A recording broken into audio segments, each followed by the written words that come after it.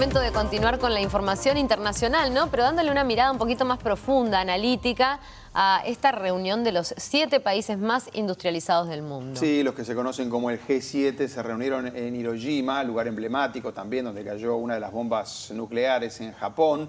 Está la guerra de Rusia con Ucrania, aquella invasión que sigue, ¿no?, de los rusos sobre territorio ucraniano. Y allí precisamente apareció, dicen que de forma sorpresiva, no estaría esto ya agendado, dice usted, se apareció ahí. No lo podemos asegurar ni desmentir, el presidente de Ucrania. Pero para conocer más de todo esto que está pasando, ya recibimos nosotros a Mauricio Rabufetti. ¿Cómo anda? Hola, Mauricio. Bien.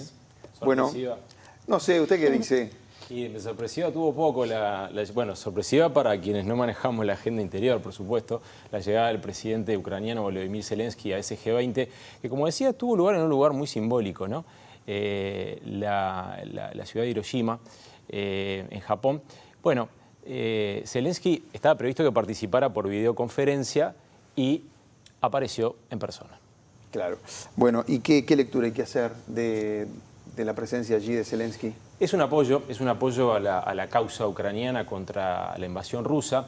Zelensky, a quien vemos ahí en imágenes con el resto de los presidentes y jefes de Estado del grupo de los 7 y algunos otros invitados que también fueron y que no forman parte de este G7.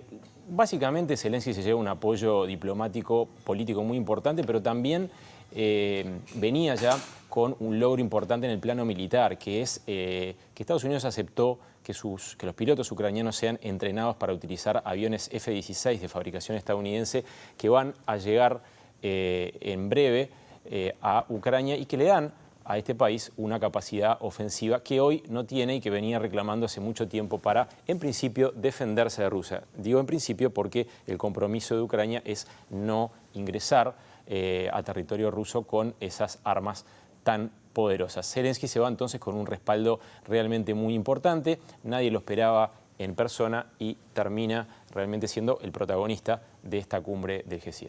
Hubo otro protagonista, pero si se quiere, por otra connotación más bien negativa, alguien que se fue irritado de esta cumbre. Molesto, irritado, bueno, el dicho queda por ahí. El presidente Lula se declaró molesto, se declaró irritado, ¿por qué? Porque no se pudo reunir precisamente, ahí lo vemos a Lula bajando del avión con su señora esposa, no se pudo reunir con Zelensky. Zelensky que se reunió con prácticamente todos los participantes de esta cumbre del G7 y los que eran invitados, como bueno, el caso... pero primero Lula no se quiso reunir con Zelensky. Por eso, no se reunieron. Ahí Lula está. no se quiso reunir con Zelensky, no estaba preparada la diplomacia brasileña, evidentemente, para la llegada de Zelensky, y lo tomó por sorpresa.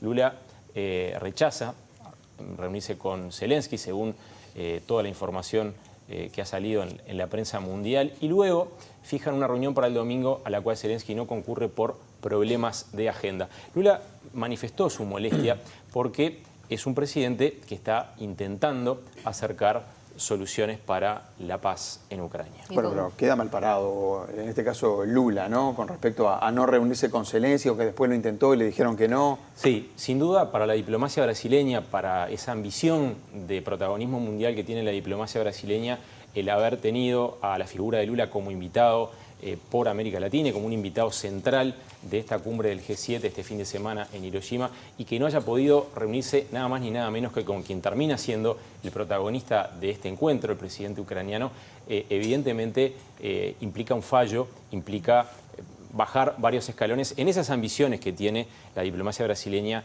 de estar parada en el escenario mundial, con ese objetivo último que Brasil persigue hace muchísimo tiempo y que se evidenció muchísimo durante las 2 primeras presidencias de Lula, que es el intento de lograr un escaño permanente en el Consejo de Seguridad de Naciones Unidas, algo que está realmente muy lejos. Esto implica un retroceso, por lo menos en esos planes de Brasil como mediador internacional. Otro tema que estaba pasando mientras aparece Zelensky en esta conferencia del G7, en esta reunión del G7 de manera sorpresiva, o entre comillas podríamos decirlo porque lo desconocemos, es que había movimientos bélicos también en su país por parte de Rusia en esa misma jornada. Sí, de hecho, una de las cuestiones principales que ocurrieron en esas mismas horas, al mismo tiempo, fue la declaración del grupo Wagner, este grupo paramilitar, este grupo de mercenarios que trabajan al servicio de Rusia, de que habían tomado la ciudad de Bakhmut, algo que sería simbólicamente muy importante. Hablamos de una ciudad y ahí vemos las imágenes, ¿no? En las imágenes lo que queda no es una ciudad, son escombros, pero simbólicamente sería importante. Ahí vemos el momento en el que declara el líder de este grupo la toma de Bakhmut. Ucrania señala que todavía hay combates. Había indicado el comando ucraniano que la situación era realmente muy muy al límite. Y bueno, ahora resta por saberse si efectivamente lo que este hombre señala, que es que va a transferir posiciones. Miren lo que son las imágenes, ¿no? Se hablaba de que entre 50 y 70 personas ucranianas quedaban en Bakhmut de los pobladores originales antes de la guerra. Fíjense, tremendo. Algunos reportes señalaban eso, tremendo.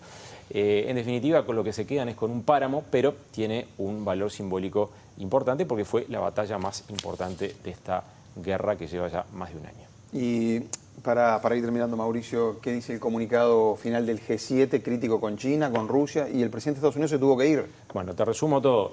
Crítico con China y con Rusia, que de su lado se quejaron diciendo que hubo un intento del G7 de contener.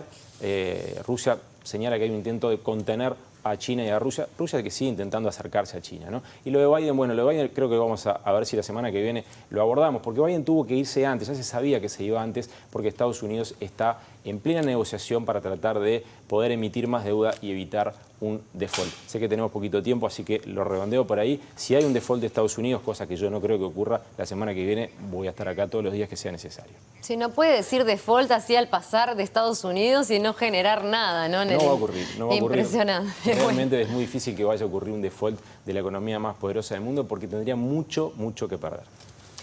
Gracias, Mauricio, Gracias. como siempre.